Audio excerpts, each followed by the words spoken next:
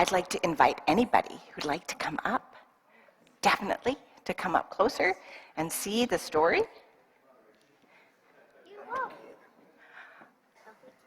Some people might call this a sandbox, but it's not a sandbox. What is it?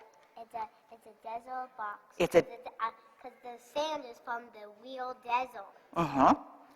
And there are so many stories that happened in the desert that having a piece of it here in our church helps us to tell those stories. Yes, the wind blows and it changes the shape of the desert. How does it feel? It feels very dry in the desert. Yeah, because there's no rain coming there.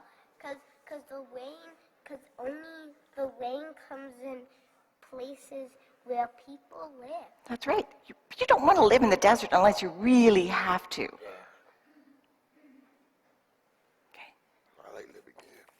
Yeah, you like living here better?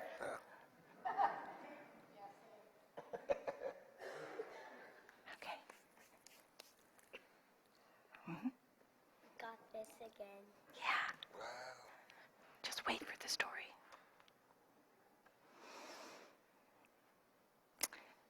The people of God were still in the desert. They had been led through the waters to freedom, and they had been given the 10 best ways. And they had been shown how to come close to God.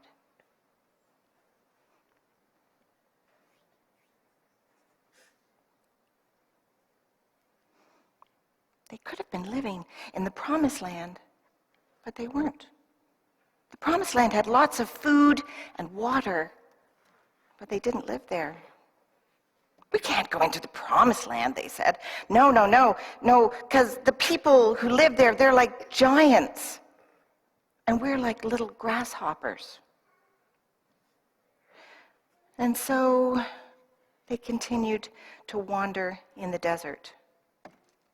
And after many years, they came to the River Jordan.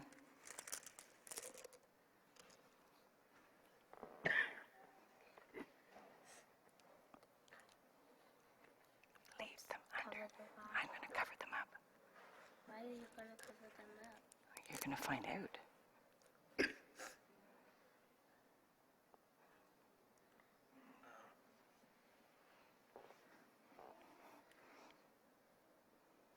They came to the River Jordan, and on the other side of the River Jordan, they could see the big city of Jericho. Can you put it down? Right in there. Good.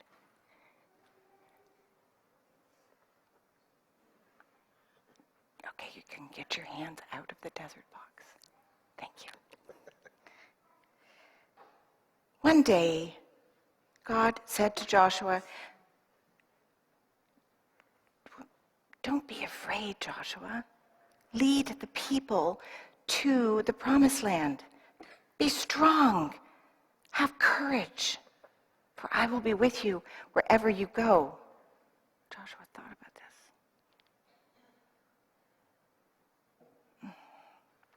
And then he said to the people,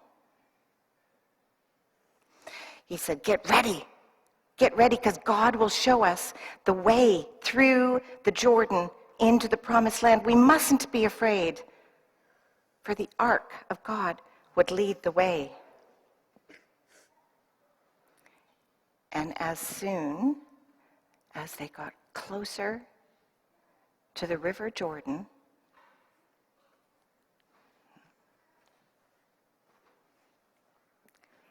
it opened up.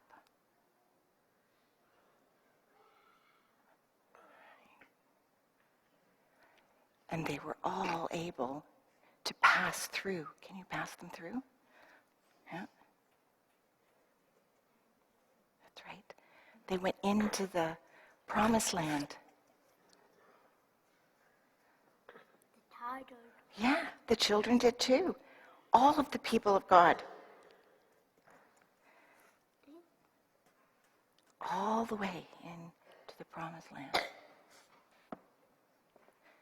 And then God said to Joshua, take 12 stones from the bed of the River Jordan, 1 stone for every tribe. So he took 12 stones and he put them there. All of them.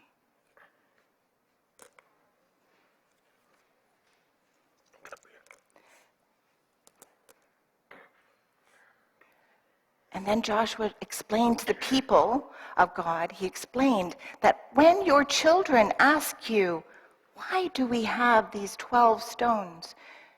You can explain to the children, this is to remind us of the time that God opened the waters. He opened the waters of the Jordan River, just like he opened the waters of the Red Sea. Everybody can pass through.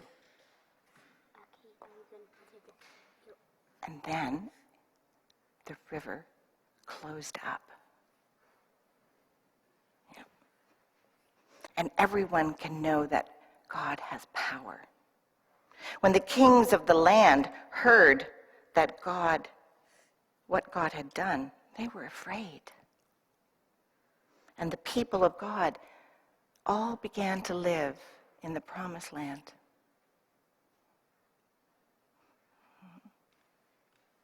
Okay.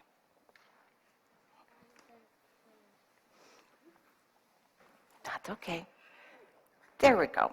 That's a switch. So I wonder how heavy were these rocks that they had to carry out of the River Jordan? I wonder if these people of God were the same people of God that went through the Red Sea. That's true.